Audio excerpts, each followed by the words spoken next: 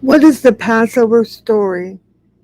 In the very basic Passover storyline, the Pharaoh is very fearful that there will be too many Jews living in Egypt, so he institutes slavery and demands that the male Jewish babies be killed.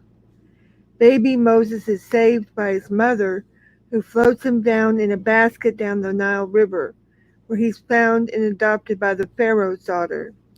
After killing a slave master, Moses flees the desert and encounters a burning bush of God revealing himself to Moses. God tells Moses to go to the Pharaoh and lead the Jews out of slavery. Moses goes to the Pharaoh and asks that he let the Jews go free from Egypt. Each time the Pharaoh says no, God sends a plague down on Egypt: darkness, lice, boils, cattle disease, etc.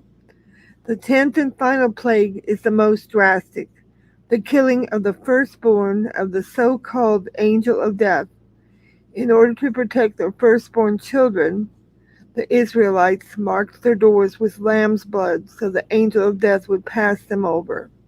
Thus, the name of Passover, which is Pesach, is in Hebrew.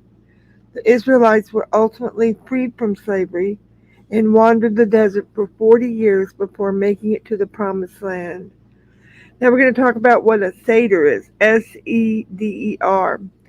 The Hebrew word Seder translates to order, or the Passover Seder is a home ritual blending religious rituals, food, song, and storytelling.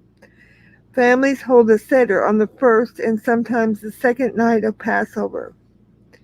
It's fundamentally a religious service set around the dinner table, or the order in which participants eat, pray, drink wine, sing, and discuss current social justice issues and tell stories, is prescribed by a central book called the Haggadah. Now, what are some of the key symbols of the Passover Seder? On Passover Seder tables, you may see a partition plate which contains small amounts of specific foods.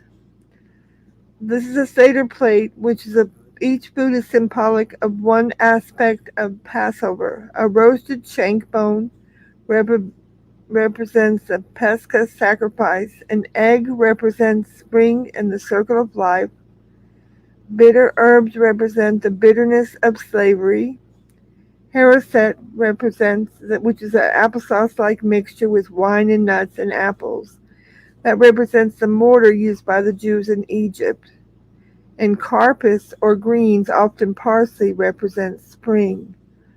Also on the table are 3 pieces of matzah, a cracker-like unleavened bread that represents the bread the Israelites took with them when they fled Egypt, and salt water to represent the tears of the slaves. At your seat, you may also see a specific wine glass or a kiddush cup called the Torah, or the Torah commands that at least 4 symbolic cups of wine be consumed during the Passover Seder. There may also be 2 kiddush cups at your table. One is a cup of wine for the prophet Elijah, whose spirit visits on Passover. In some families, a cup of water is set out for Moses' sister Miriam.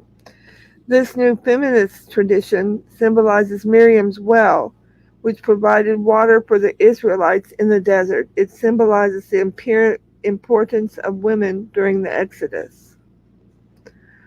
On the chairs, you may also see pillows.